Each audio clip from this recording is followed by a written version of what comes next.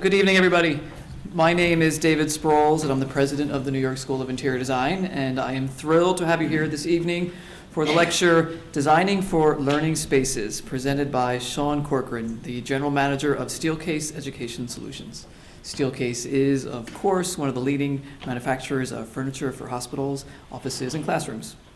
We encounter and use the company's furniture in many of the public spaces we use every day. I think there's a whole lot of Steelcase furniture in my office, actually. In Sean's role as general manager, he oversees all aspects of Steelcase global business, serving higher education and K through 12 customers.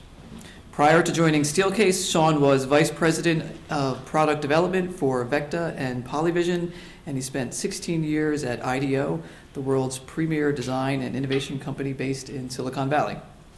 There, he led a team that developed furniture and technologies for education and business applications, consumer telecommunications products, medical devices, and household tools and appliances. Today, Sean will discuss how design thinking is transforming classrooms, and he will share with us some of his recent projects. It promises to be a fascinating talk and one that is near and dear to us here at the New York School of Interior Design as we strive to create the best learning environments possible. Before I hand the podium over, though, I just want to give a quick thank you to the New York Metro of the American Society of Interior Designers, better known as ASID, who are sponsoring the Spring 2016 public programs. So sit back, enjoy, and the podium is all yours. Great.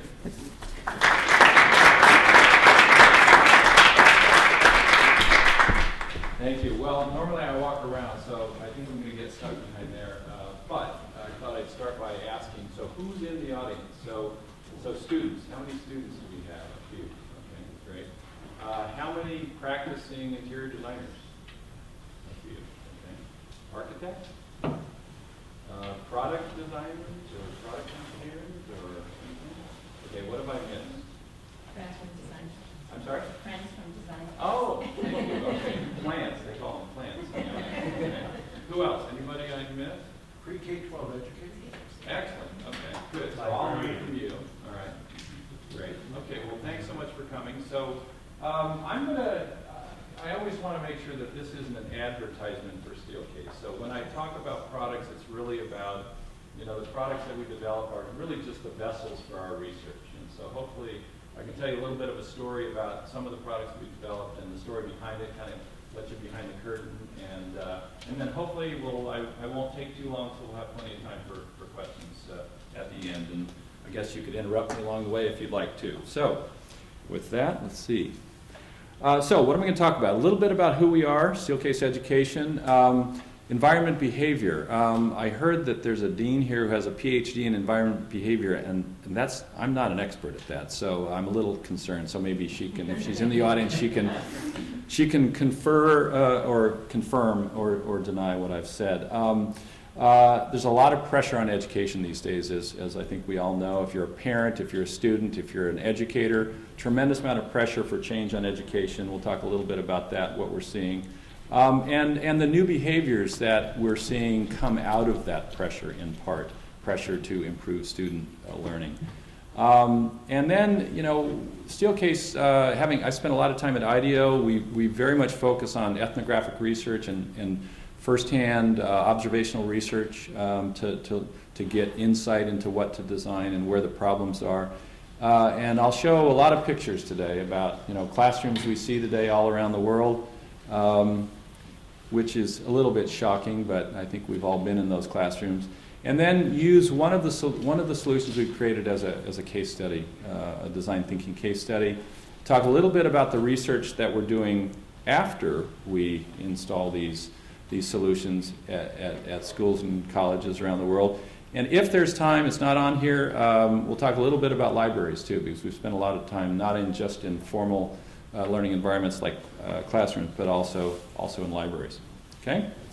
So who are we? Steelcase Education is a dedicated team focused on research-based solutions for creating new and innovative learning environments. I think when we started we had 3 people, and our last global meeting we had 120, so we've grown quite a bit.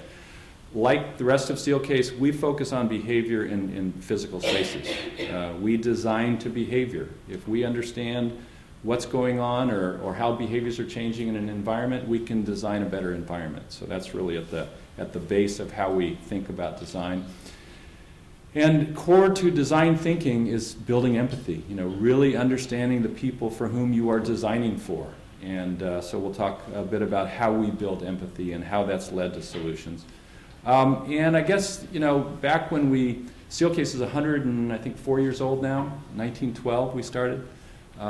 We've been working with higher education for probably 80 years, but until just about 8 years ago, we really hadn't focused on research and specific solution and product development for education. We were repurposing commercial business furniture for the education market. So that changed 8 years ago, and we had to ask ourselves, what's our North Star? What do we focus on? What's going to drive the ship for education at Steelcase? And we landed, it ought to be student success. If you're an educator, if you're a designer of education environments, we think we should all have the same goal, which is to help students be more successful, and that drives everything we do. Okay? So we're at a school here. I thought I'd start with a question. Do physical environments impact our behavior? I see some nods. Yeah. We think so. And I thought I'd start with an example. So when you walk into a room like this, maybe a cinema, a movie theater, and your eyes acclimate and you start to think about, okay, where am I going to sit? Do you go choose to sit right next to somebody you don't know if there's room, plenty of seats? No? Why not? Give them space. Give them space, okay. Well, that's typical. I mean, I do that. I usually sit on the edge and try to, you see it everywhere, whether it's a hospital waiting room or an airport or a movie theater. You usually see at least one seat between people, right? Groups, and that's pretty common. And if I think the dean was here, Ellen, who apparently is an expert. Is Ellen here? Not yet. Okay. So the people that study that, the people that focus on environment behavior theory, that cinema example is an example of situational behavior, right? And that's so environment behavior theorists and researchers focus on things like crowding and territoriality and situational behavior. And that cinema example is an example of situational behavior.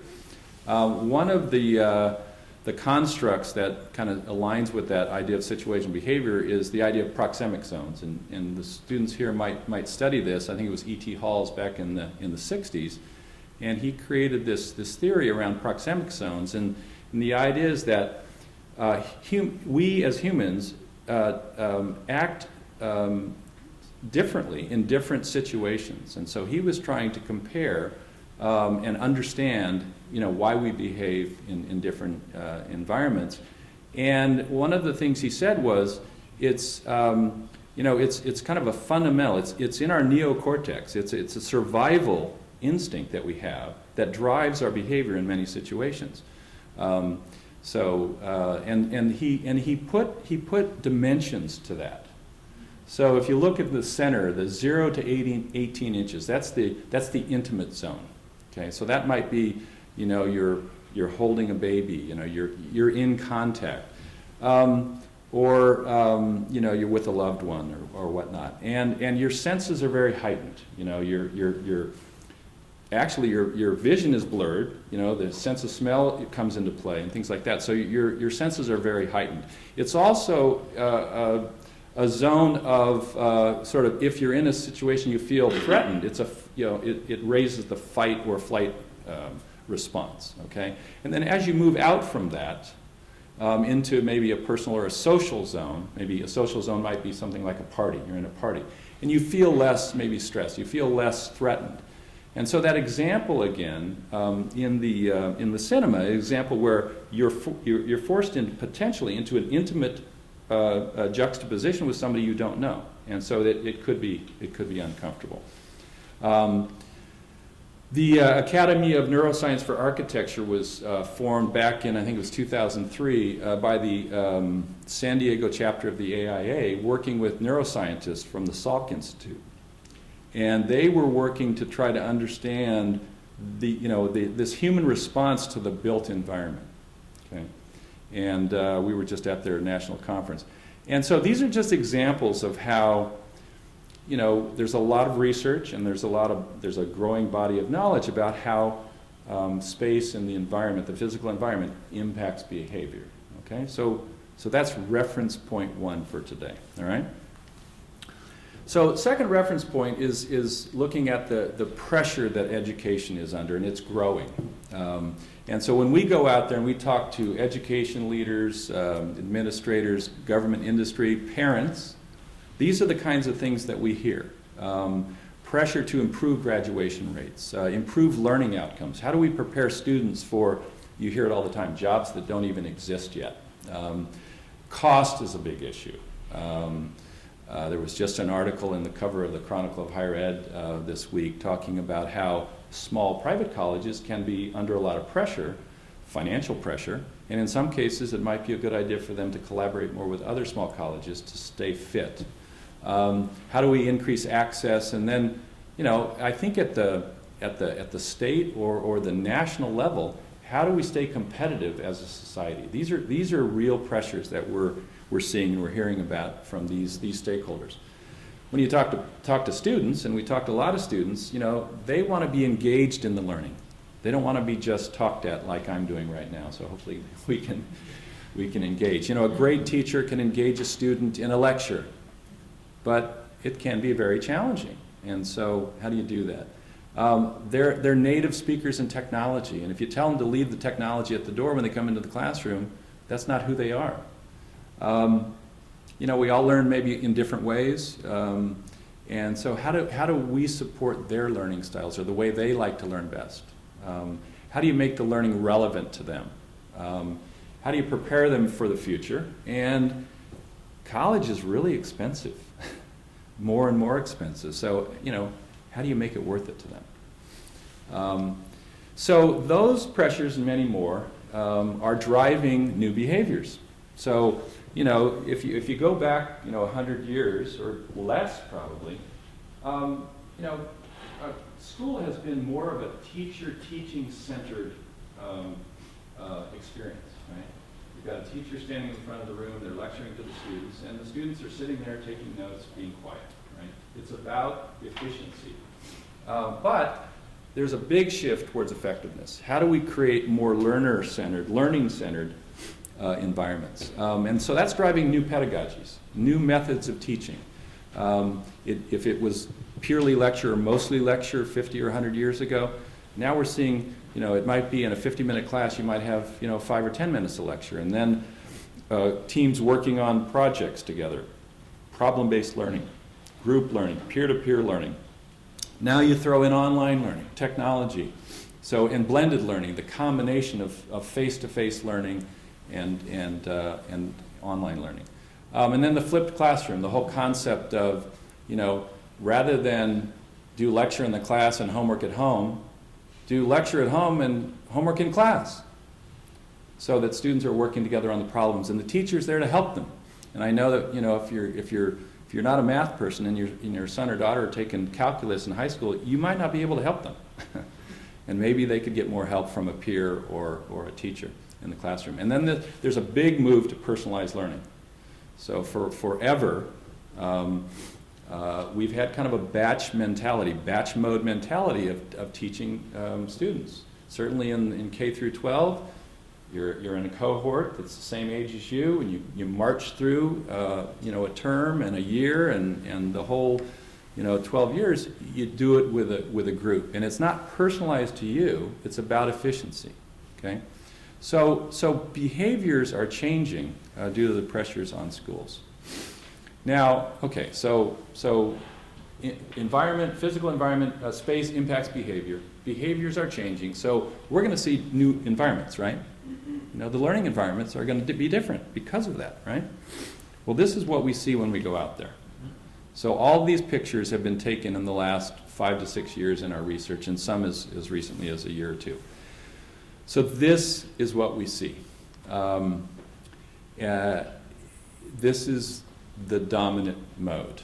I love to tell the fact that this is a $45,000 private school in Silicon Valley, California, right? With chalkboards and really, really static, mono mode classroom type solutions. One guy told me in this class, he said, he's kind of got a bad back, and he said he can't sit there for an hour. Packed in, really, really, really tight. I love this one. This is a community college out in Silicon Valley. As somebody said, a dog's breakfast of furniture. Okay, and then this one, one of our researchers took this about 2 years ago, southeastern U.S. I mean, these are very, very static environments. Now, admittedly, these are old classrooms, old buildings. Okay, so let me show you some new classrooms and new buildings. Okay, so this is new furniture. There's a computer at the front. I think in this one they might have had an interactive whiteboard. The classroom is so wide that the people on the ends can't even see the board. This is in Southern California. This is where Arnold Schwarzenegger went to community college. It's a brand new building, brand new furniture, new materials, new colors, digital projector on the ceiling, but same model, right? Same as everything you've seen. So what's different here in these pictures? You've probably seen these kinds of pictures. What's that? Just one Fashion, central yes. point of focus. Lecture mode, row by column, same model. The only thing different is the date. Right? One of our team members Googled medieval classroom, and this came up. Right? I always love to ask at art schools, okay, what's the date? If you're a designer or an artist or whatnot, there's clues in here. I didn't realize this until somebody pointed it out. But look what you see. You see on the left, you see the teacher at the lectern, rows of tables and chairs. See the guy sleeping, engaged. Person, they're talking in the back row because the teacher can't get to them. 1350. So the model has been here for a long, long time. A lot of inertia against change. One of our Director of Education Environments, Dr. Laney Scott Weber, who has a PhD in environment behavior theory, said, one of the issues we face is we're conditioned to know how to behave in these environments. I stand up here and talk at you, and you sit there and you listen. And she said, if we want things to change, if we want the behaviors to change to support better learning, then we have to give people permission, whether it's a student or a teacher. And if we put them in the same environment where they are conditioned to know how to operate, it's hard for people to get out of that mode. So that's one of our challenges. Okay, how do we give them permission? So I'm gonna walk you through a little bit of a design thinking case study on classrooms, and then again, if there's time, we'll talk a little bit about libraries down the road. So what is design thinking? Anybody know of IDEO? Do you know what IDEO is? Some people do. So IDEO is a design firm out in Silicon Valley, California. David Kelly is a professor at Stanford who started the company. Tim Brown is the current CEO, and they've kind of been known for, they didn't start design thinking, but they're deep in it, and they're really good at it. And Tim Brown said it's a human-centered approach to innovation, keyword, that draws from the designer's toolkit to integrate the needs of people, the possibilities of technology, and the requirements for business success. So it's really, I agree with that, although the business thing, it depends. But I think it's really a problem-finding methodology. Because if we're going to innovate, if we're going to solve tomorrow's problems, we have to find them first. Right? So, you know, what problems are worth solving? And in the business world, and as designers, solving problems for clients, whether it's a, you know, it's a retail environment or a healthcare environment or an education environment or a business environment, you know, you really want to try to help them solve real important problems. Okay, so we've got to find them first. So that's key in design thinking. The 5-step process, which is pretty well, you know, established out there, is empathize, define, ideate, prototype, and test. Empathize with the stakeholders, with the users, with the people involved, students, teachers, janitors.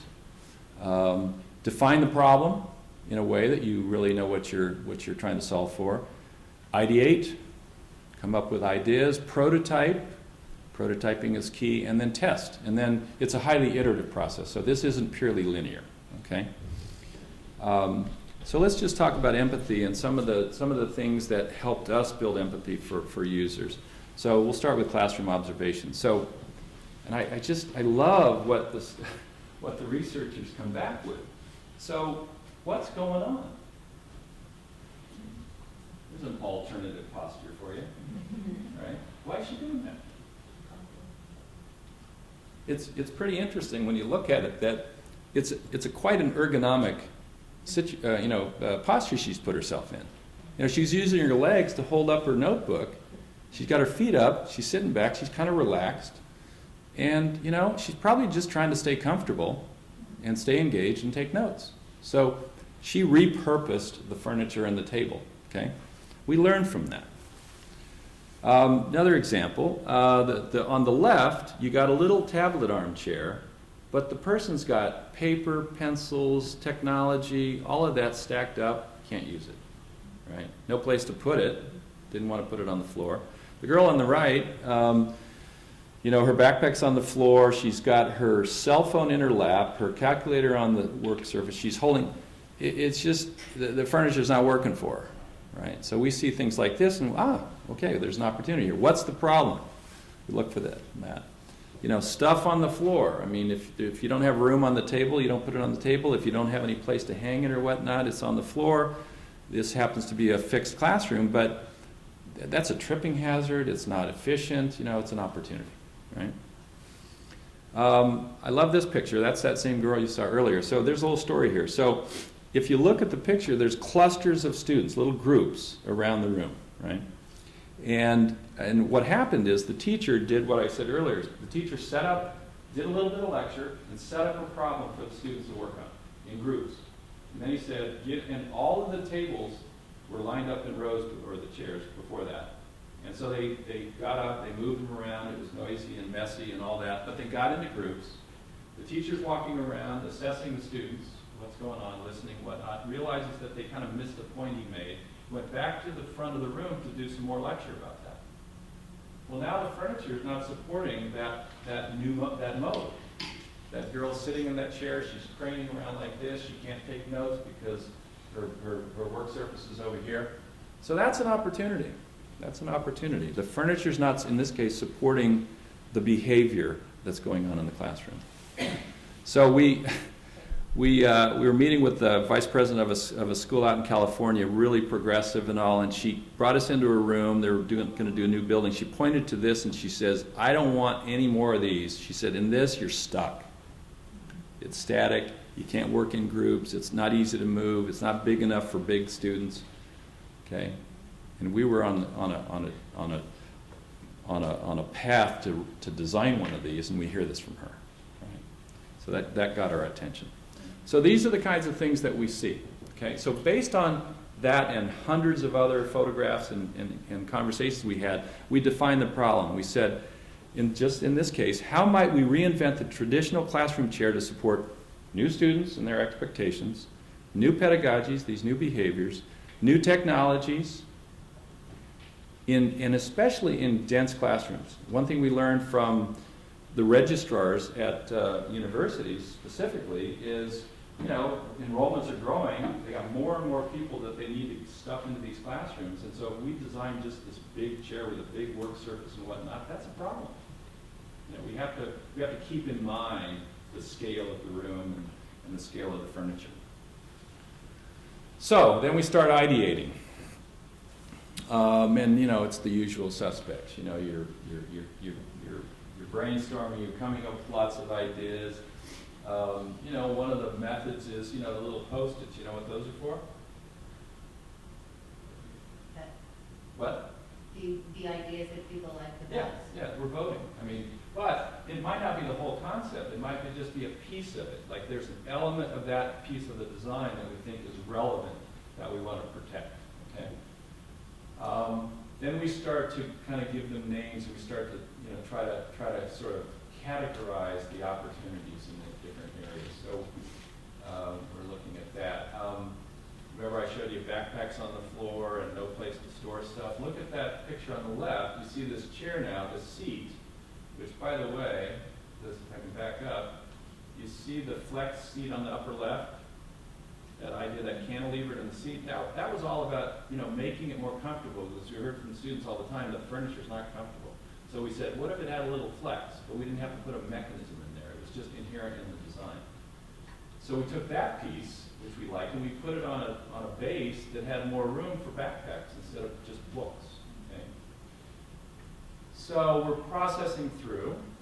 Over here, you see we've got this idea of, well, what if we attach the work surface under the center of the seat, and then maybe the work surface could rotate and move out of the way and whatnot. It would just be sitting there. It might give you a little ability to adjust it. So then we start to get a little more, you know, specific, and you start to see the, you know, in this we have 3 legs holding up the seat with the idea that we wanted a big open, you know, opening in the base to just stuff in the backpack. You know, it wasn't about, you know, books sitting on a rack. It was like these big messy backpacks full of stuff, heavy. You want to make it easy to put it in there.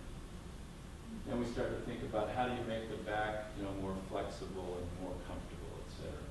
Okay? So we go through that process, and then we start to iterate. And again, these things happen sometimes simultaneously. I love this prototype. This prototype was about that big, right? This little scale prototype. And the designers were just trying to figure out how are we going to support the seat with a base that is structural and gives enough room to put stuff. Okay, so 2 legs, 4 legs, 3 legs. So we're experimenting. And you know, this is a prototype that takes about 10 minutes. So we really inform the process using this prototyping process. So base geometry. Storage capacity. We took a regular 4-legged chair and we just said, okay, how much room do we need? Actual physical space. Simple prototype of foam core.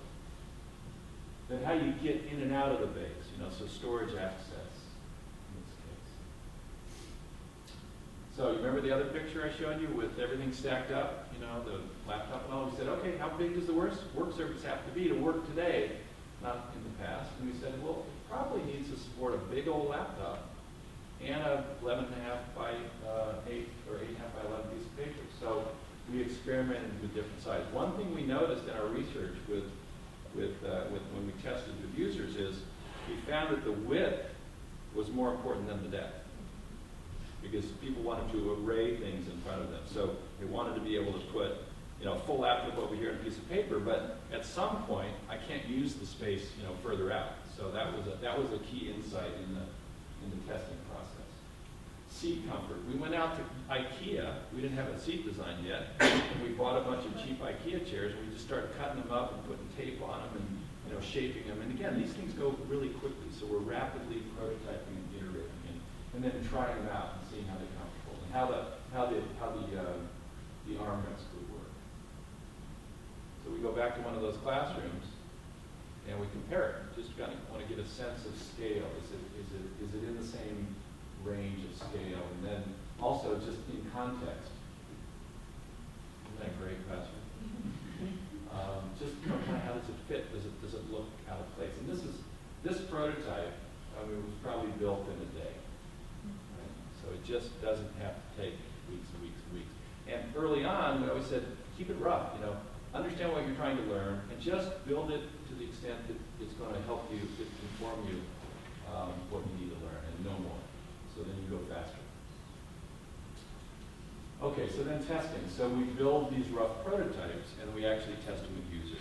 So we put wheels on it because remember we want to have the ability to move around the classroom, reconfigure the classroom. We had this little side surface over here for ancillary things. We thought we had this, we didn't want things to fall out, so we put this piece up here. But then we realized in the testing that it was harder to get things in and out of the base, so we jettisoned that. And then you learn things you didn't anticipate, that people were going to use it as a footrest. Right? And then we realized that, boy, if they're going to put their feet back in there, you've got to make sure that this thing won't tip over on them. Right? So learned a lot on that. Again, how do you get backpacks in and out, big bags. And then this was actually with one of the professors in one of these schools, and actually that's another Steelcase chair that was kind of informed this.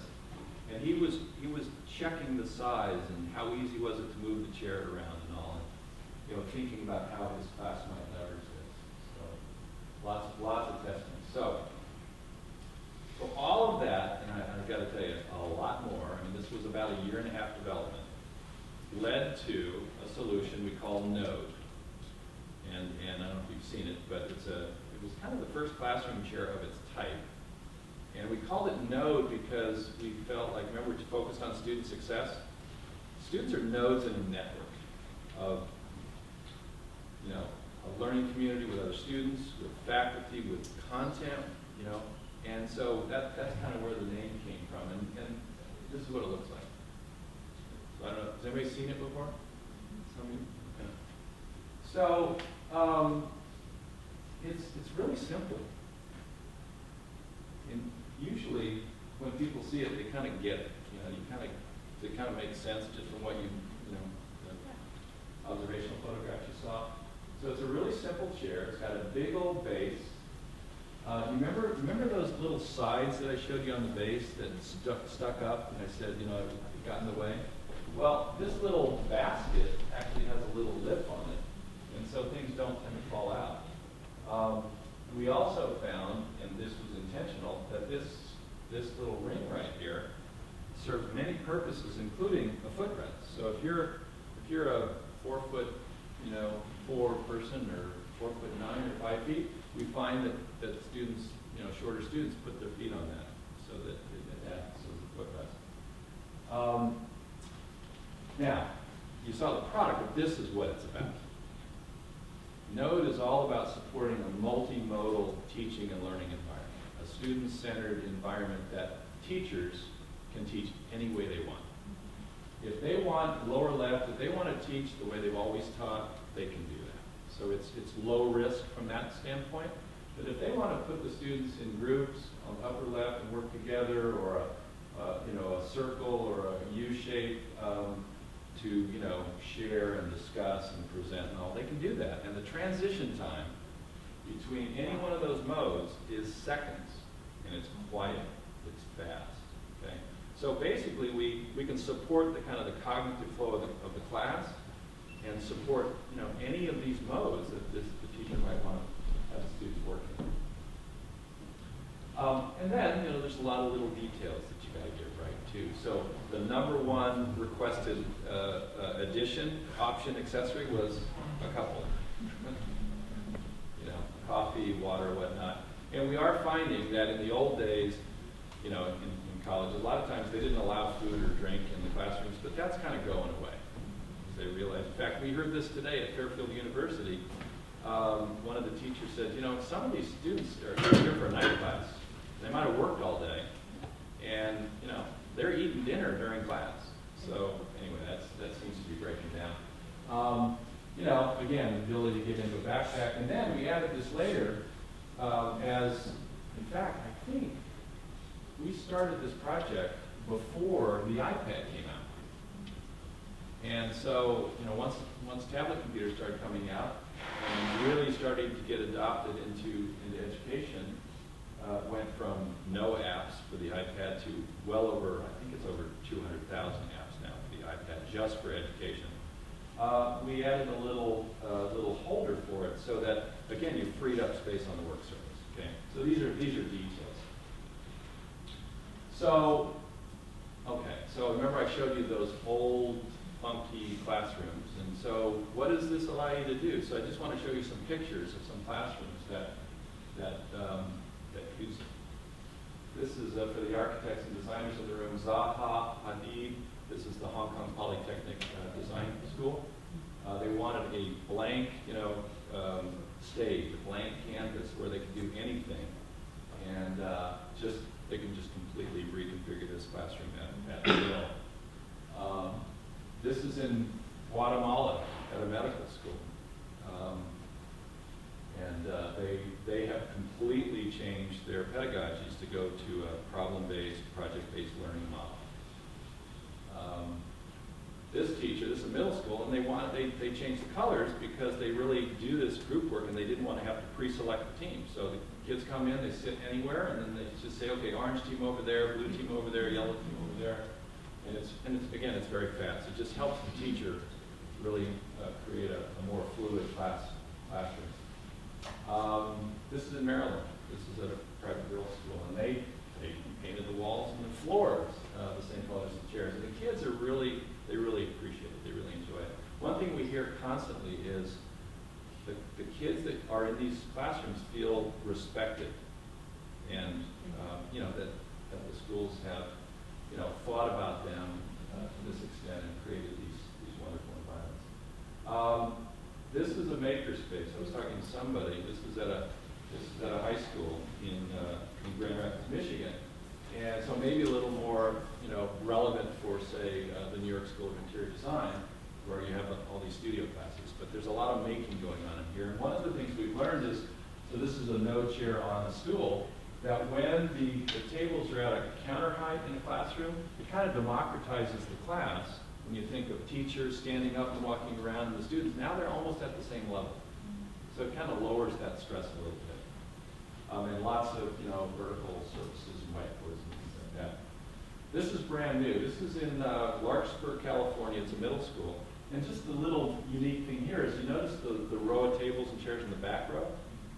So they wanted to make sure that the students in the back, if there was a back, could see what was going on in the front. So you kind of have a tiered classroom on a flat floor, right? So you don't have to build a special purpose, single purpose classroom, and it's completely reconfigurable.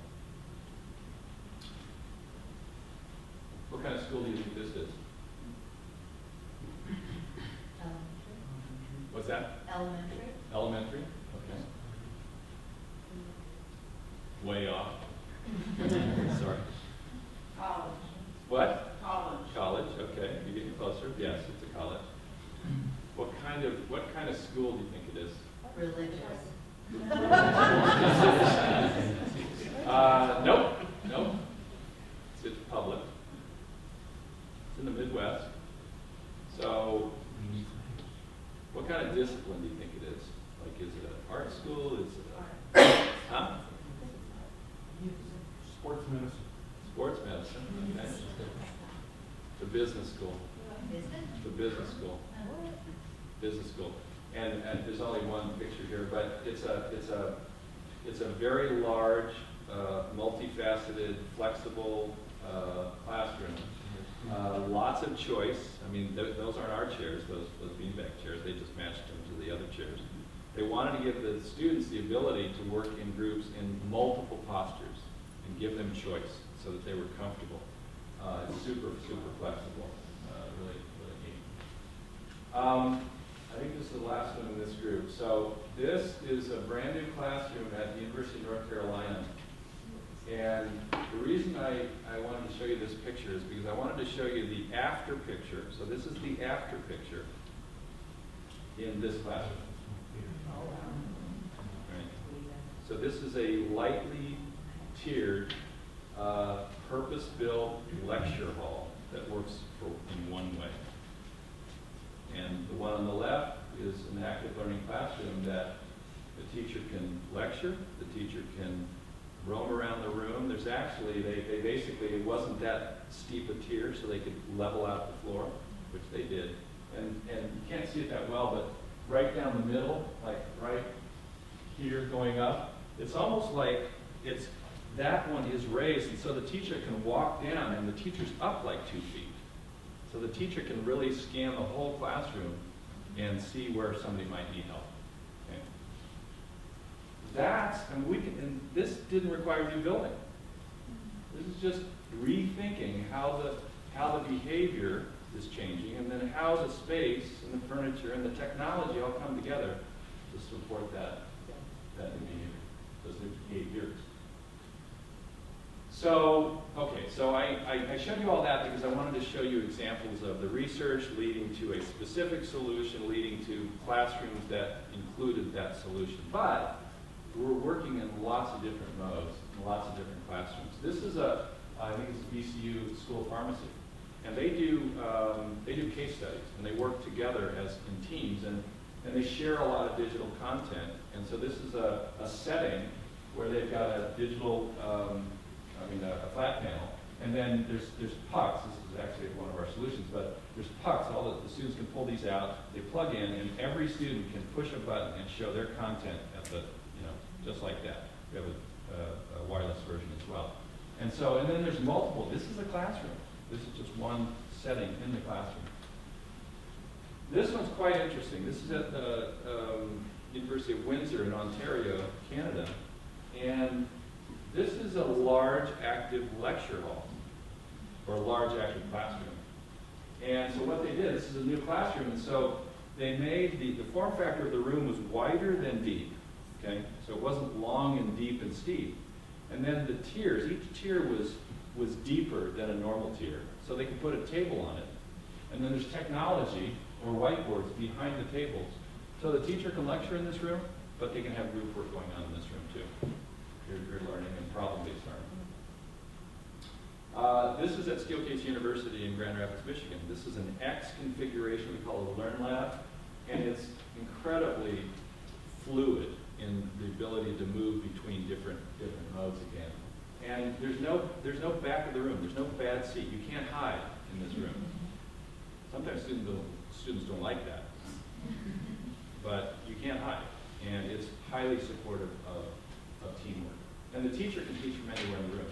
And another thing, just from a space design standpoint, see how much room up here is dedicated to the lion in the cage?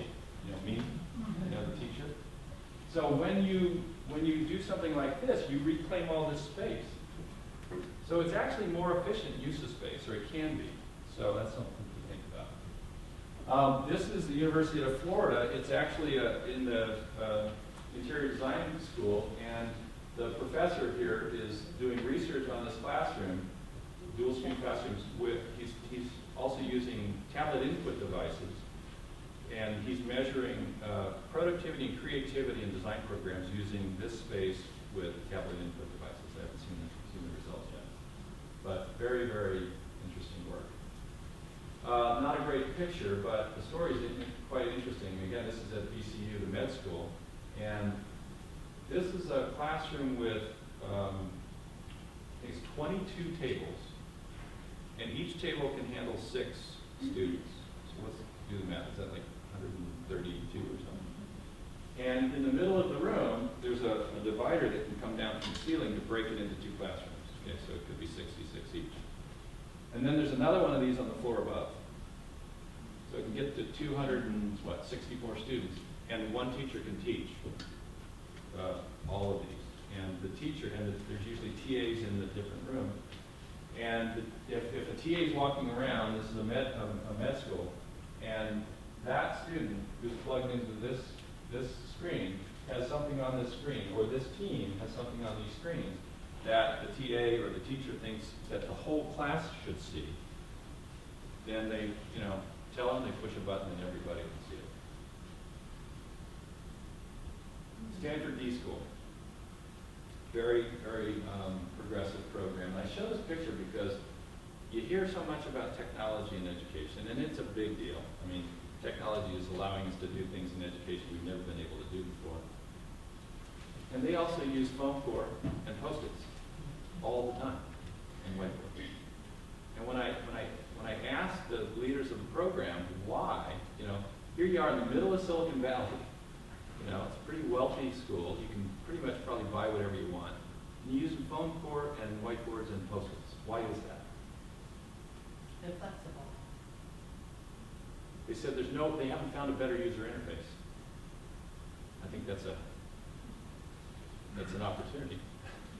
If somebody could create a digital interface to that, and then you could save it and email it and all that, that'd be great. But that's why it's so intuitive, it's so flexible, it's so simple. There's no training required.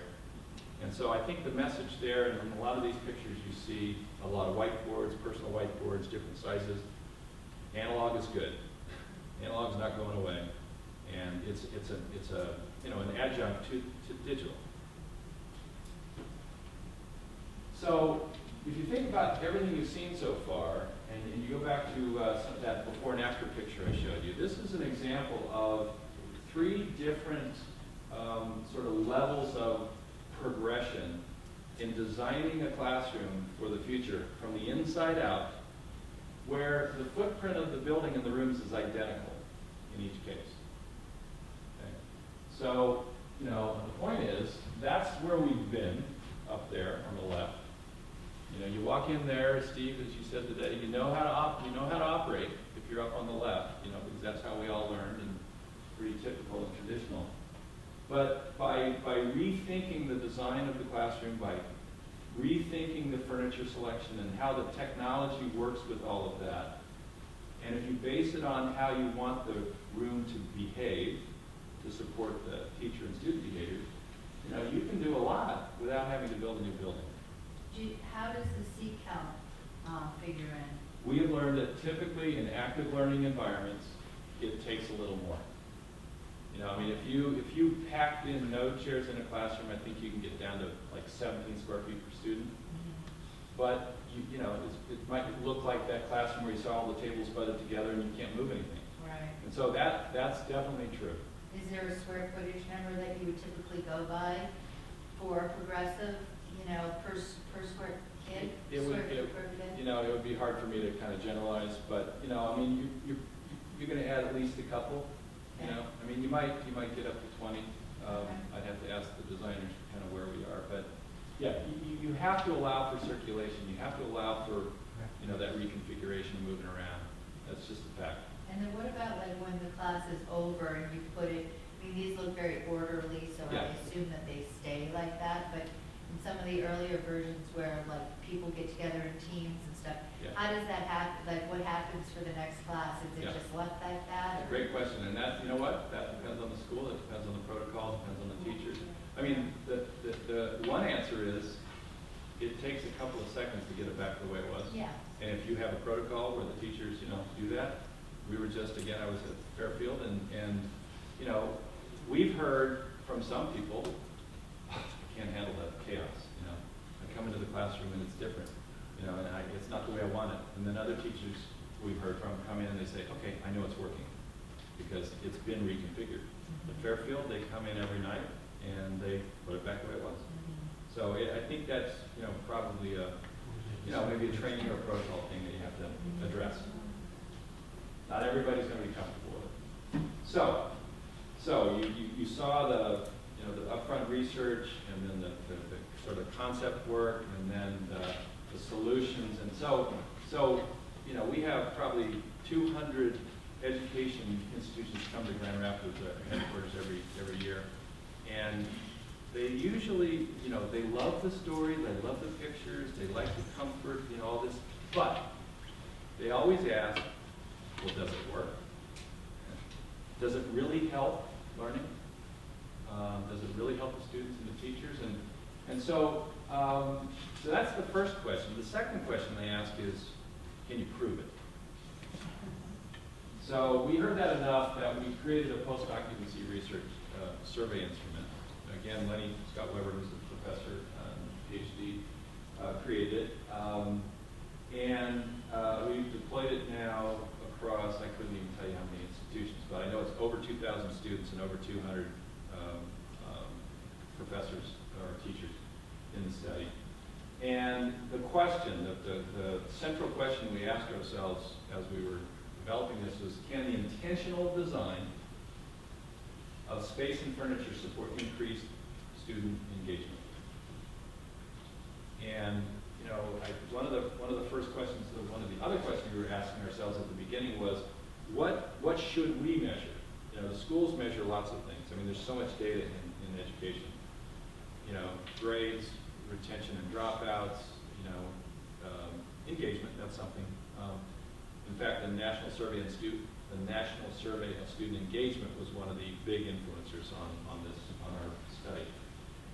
And so the reason we measure engagement is because we know it's a predictor of student success. If students own their learning, they're engaged in their learning, then it's usually true that they're going to be more successful. The opposite is true if they're unmotivated, disengaged, probably aren't going to do their homework, they're probably not going to get a good grade. So that's why we focused on engagement. We were, again, influenced by the National Survey of Student Engagement, and we came up with 12 parameters, and these aren't exactly, but in the realm of to what extent does the new classroom solution support collaboration, and teamwork, flexibility, all these different teaching and learning modes. Key thing, to what extent does the classroom actually let the teacher get to the student to intervene and give them feedback? I mean, if in this classroom, how would I get to you and work with you to see if you're going to get it? Kind of hard to do. So, does it allow movement? To what extent does the classroom support an enriching experience that gives students a sense of belonging, and building a sense of community where, learning is social. If we build a community, I might help you when, if I'm a little further ahead on a subject than you are, and maybe you'll help me when the opposite is true. So we asked the students to rate the new classrooms versus their traditional classrooms on those 12 metrics. And there were multiple different classrooms. And the study was done halfway through a semester in a new classroom. It's called a pre-post survey. I'm not a survey expert, but the idea was halfway through the semester, now they have experience with this classroom. They all have experience with that classroom, and so we're asking them to judge both at the same time. And the results are pretty actually staggering. And I'll just focus on the right. I mean, there's two aspects to the survey. We asked the students first, were the practices that lead to those 12 metrics actually being employed by the teacher? So was collaboration going on? Was movement being leveraged? Because if it wasn't, then it's hard to say that the classroom contributed to improvement. And then we asked them, okay, so to what extent did the new classroom solution, results here, compare to the old? And this is the percentage of students who attributed moderate to exceptional increase in factors in the new classroom on those 12 metrics. So it's a 50% increase. And this is consistent now across all of the studies we've done with all the different schools. So it's not like we're saying it's proof that it's perfect or anything like that. We're saying it's directional. And it's definitely contributing to engagement. What, the 50% that you just said, I'm not sure how you come up with that. So what I'm saying is, so if a perfect score on a scale of 1 to 4 times 12 metrics would be 48. Okay? And so in the pre, it was 22.8, here it was 34. So the difference between these two is what? 12.2. So that's more than half of that. That'd be a 50% increase on the 22.8. Okay, got it. Okay. So then we asked them some qualitative questions. To what extent did the new classroom allow you to be creative, increase your motivation to attend class? That's kind of important. The ability to achieve a higher grade. I mean, that was halfway through the semester, so that was a guess. And your engagement in class. And again, these are 70 to 80% increases. What was interesting is we asked the teachers to judge the students' engagement also. So it wasn't the teacher engagement, it was the teacher's assessment of student engagement. And their scores were higher, which was interesting. We wondered about that, and we thought, well, teachers do have lots of experience with lots of students and how engaged they are or not, so we thought that might be the reason. So to kind of summarize, we know that the environment impacts behaviors. And we strongly believe that new behaviors are needed to support better learning. think all the research is telling us that. And I thought this room would be full of students, so I was going to provoke them. How might you design learning environments to truly impact learning? We need to do that. So that's where I was going to stop. I don't know how we're doing on time. I do have stuff we could talk about. Oh, I know we started late, but it's 7. So, what's that? Libraries. You guys want to see something on libraries? Yeah. I don't have as much, and I don't have all the quite as much detail, but it's quite interesting. Libraries started to change. We started to see changes in libraries before classrooms because of technology. I mean, books are going away.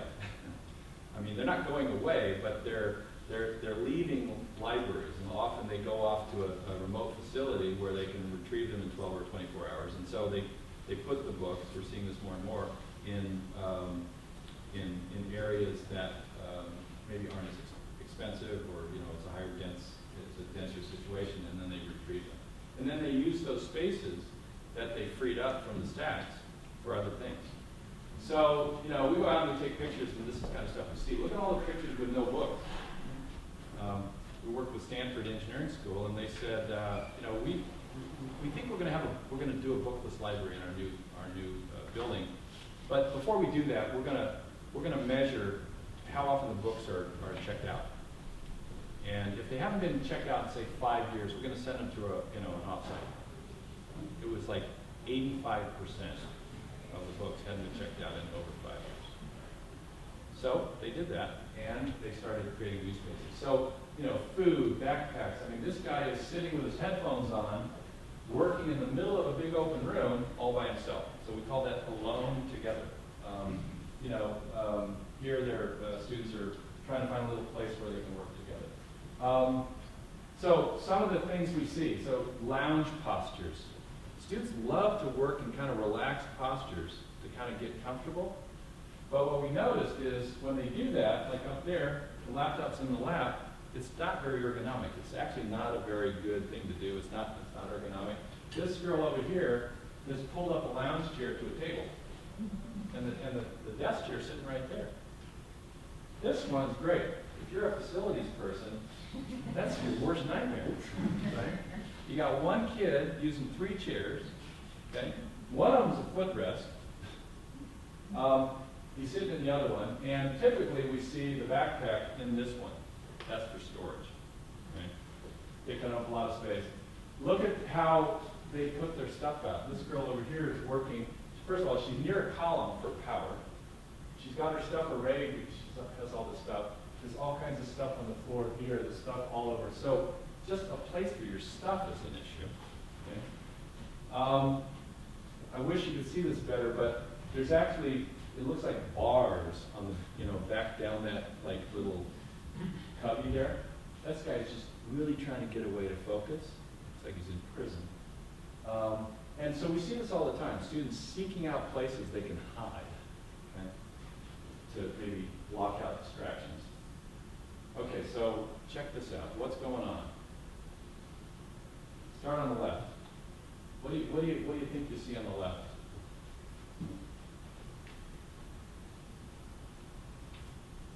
See all those students sitting at the table, but nobody's sitting over here? Why? What's that? That's where the technology is. That's where the power is.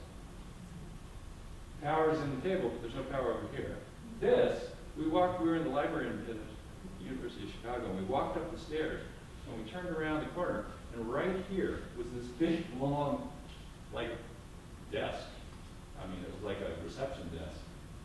And we were looking at it, it's like, why? And it was looking right down the stairwell.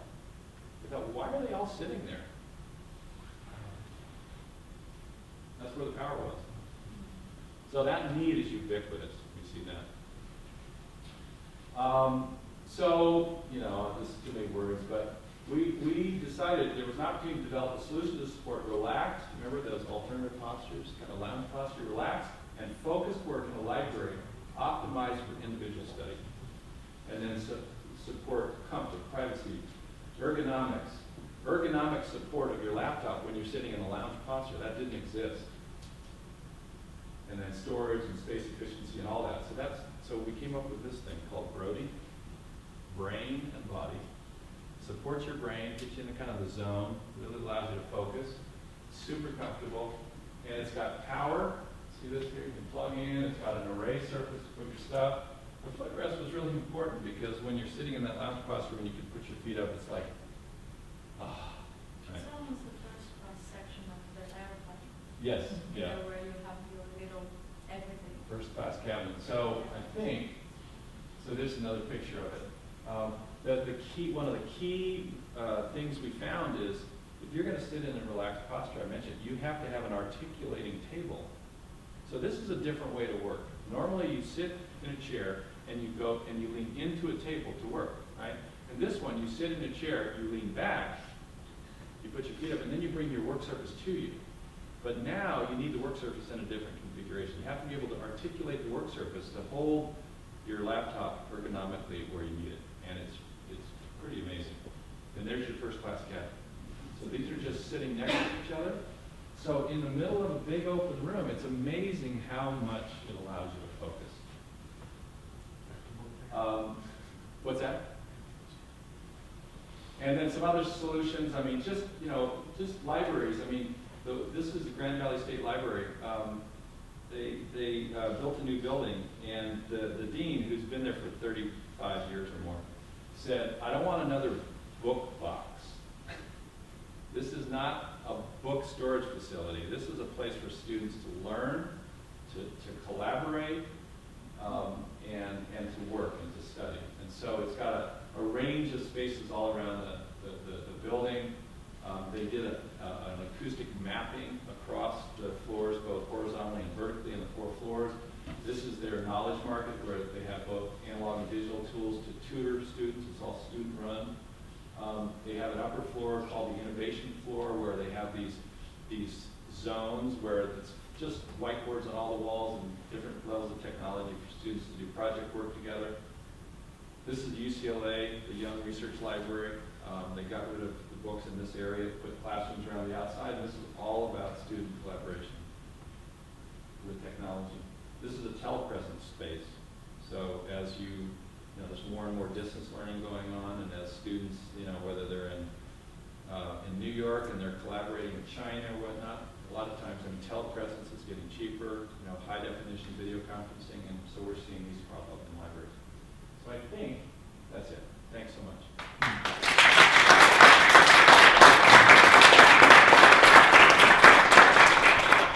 I don't fly home until tomorrow morning, so I do have time for questions. If you have any, you want to come up after, no problem. Yeah. Do you know how design thinking is used with educators to sort of schools and the teachers who don't have a budget? So how is design being used with K-12 educators and whatnot?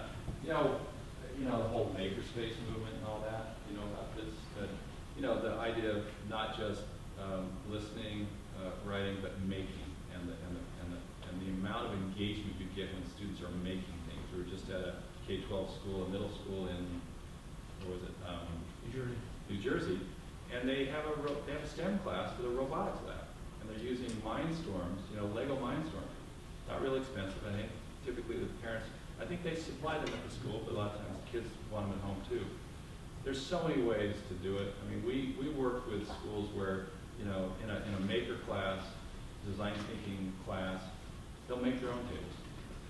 They might need our chairs or whatnot, but so there's so many ways to get at it. I mean, there's just, I think design thinking it's a problem-solving and problem-finding process that can help students in so many different disciplines.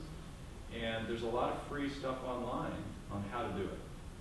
So if you Google, low-cost ways to do design thinking in 6th grade or whatever, it'd be a wealth of information. Yeah.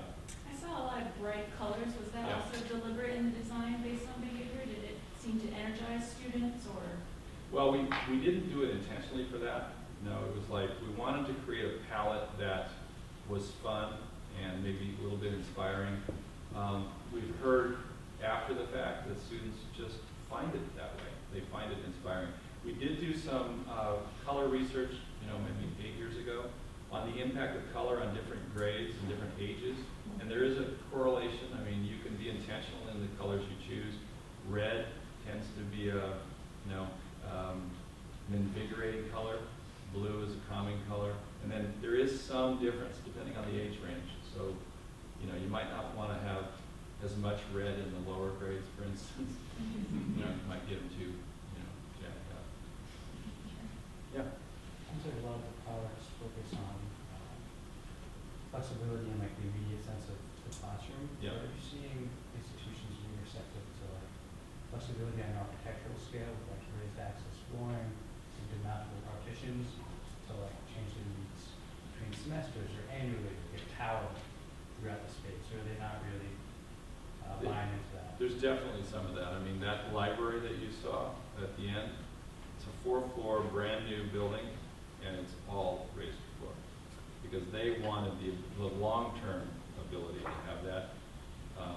In that case, I mean, we hear over and over and over, there's trenching in a floor, on a floor plate, and it's full of wires, and I mean, it's just, they can't do anything with it. And so that flexibility. Steve, did you have a? Yeah, Sean, as far as going around and seeing the architects, from a transparency point of view, flexibility, not so much with the floor, we're seeing requests for the walls. They actually want to build classrooms out of glass walls to build the transparency and get the kids excited. What's going on in there? I want to be part of that class next year. So it's more about transparency. But not so much for the floor, but we are seeing it for the walls. Thank you.